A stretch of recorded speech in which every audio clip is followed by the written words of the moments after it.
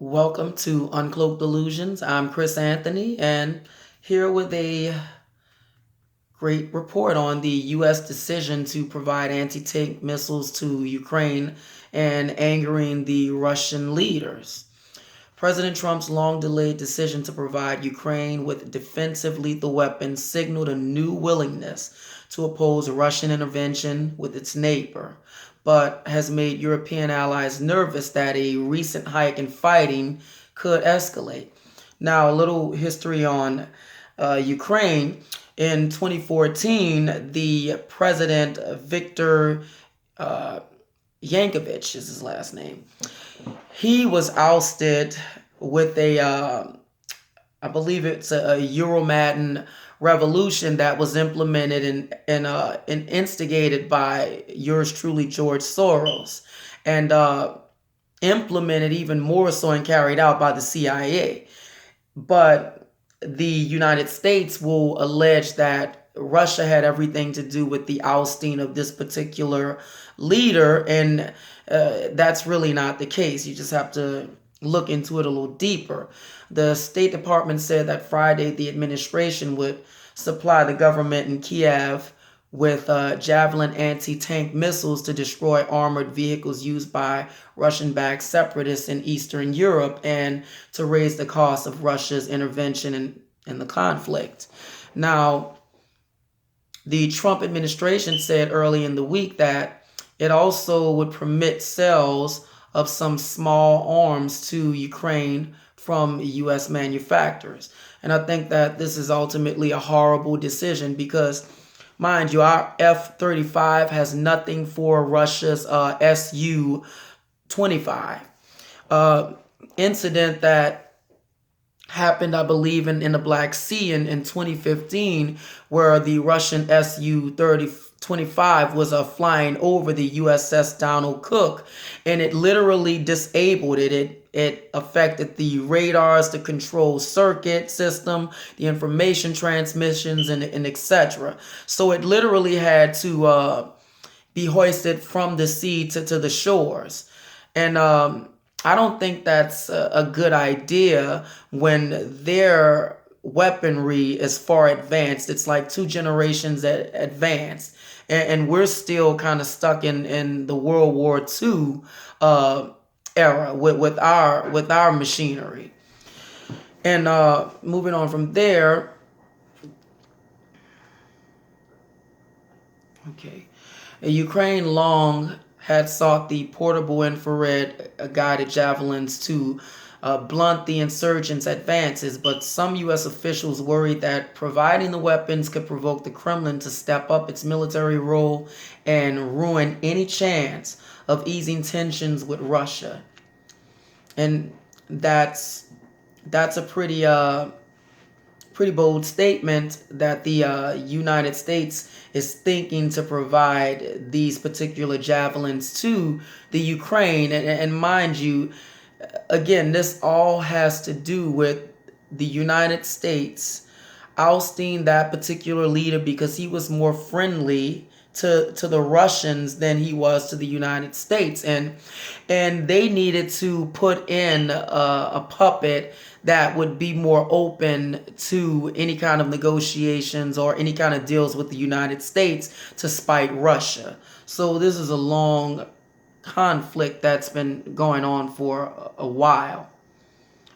Kirk Volker, Trump's special envoy for Ukraine, recently warned that the deadliest fighting since February had erupted in Eastern Europe. More than 10,000 people have been killed since mid-2014 when Russian military forces seized the Crimean Peninsula and began supporting armed separatists in Eastern Europe against the government in Kiev.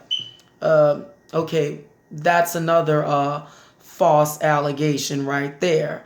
And that is complete and total propaganda because Crimea voted to actually secede from Ukraine and to join Russia. So don't believe this hype or this propaganda that's being spewed about Russia taking Crimea and, and ousting the leader in the Kremlin.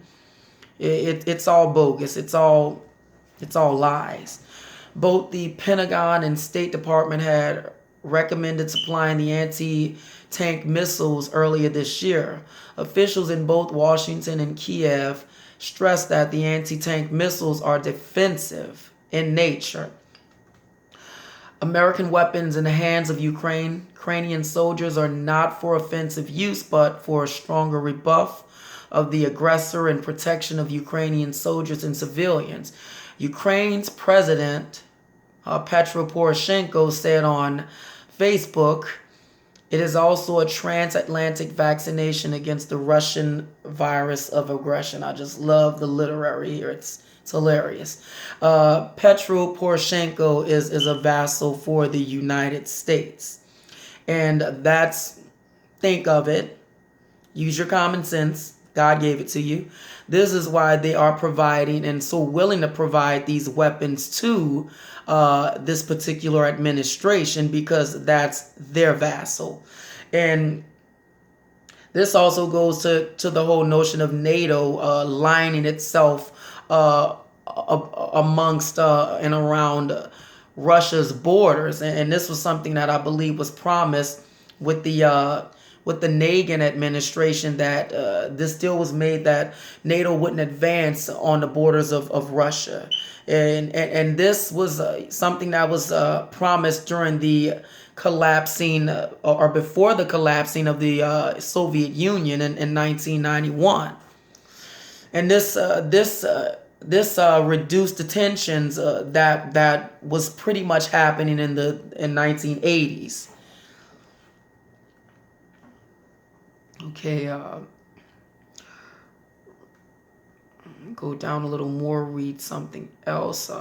German Chancellor Angela Merkel and French President Emmanuel Macron did not overtly criticize the U.S. decision, but urged all combatants to abide by the much violated 2015 ceasefire deal known as the Minsk Agreement. I remember this. I remember reading about this, and I remember every single time a ceasefire agreement would happen and would be agreed upon, the United States or the ISIS combatants would be the ones that would break the agreement, the ceasefire agreement. But they would always try to blame it on Russia, or blame it on Bashar al-Assad's his regime. So that was something that was also a failed attempt as well. And every single time it was the United States breaking it, which I might add that the United States was not invited in this sovereign country. So they're illegally there. It should be against international law, and it actually is. But I guess when you call the shots in the UN, it doesn't apply to you. Russia was invited in this country. Russia is there legally.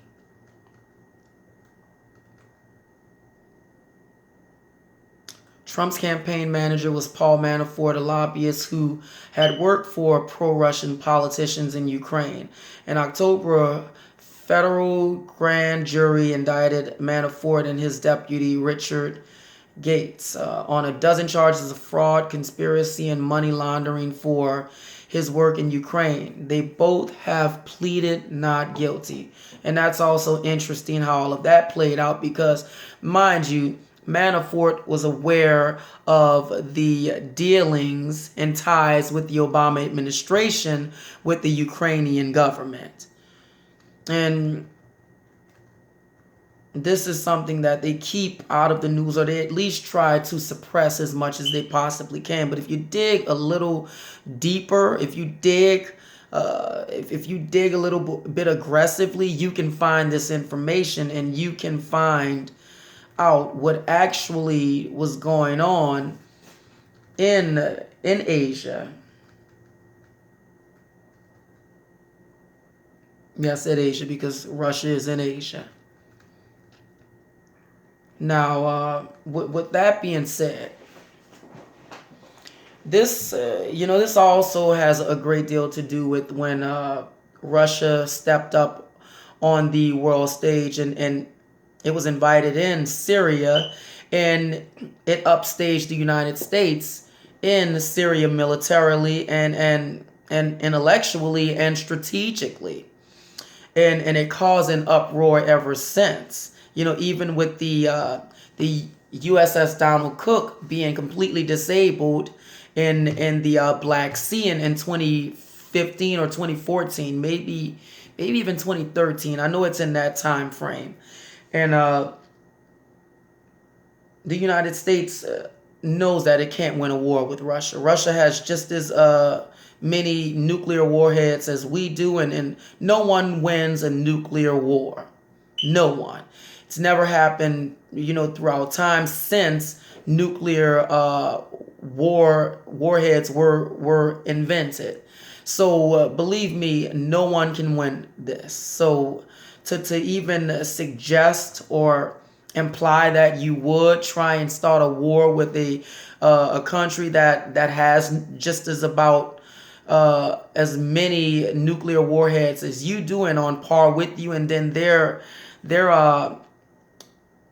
weaponry is at least 2 or 3 generations ahead of ours. So I think it's a foolish endeavor to try and pick a fight with a country that's equipped such as Russia. You know, also backed with Iran and also some of the country states in the Middle East. And then you still have a great deal of these countries that are forming alliances with the Russians and with the Chinese and with the Iranians, because they see what's happening. And as I've been saying, the power is switching from the west to the east. So it wouldn't be a good idea, believe me. It just wouldn't be.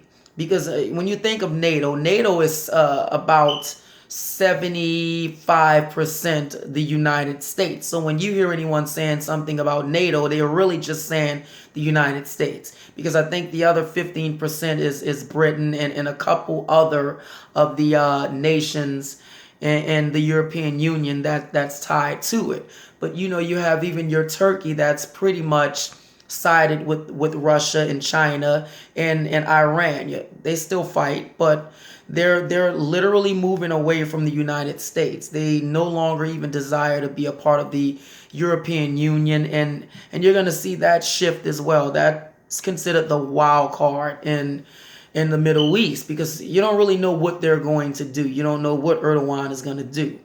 So this is interesting. Give me your feedback on what's going on in the Middle East, what's going on in Ukraine, and why the hell is the United States in places that it really shouldn't be, stirring up any kind of dysfunction or any kind of chaos that it possibly could.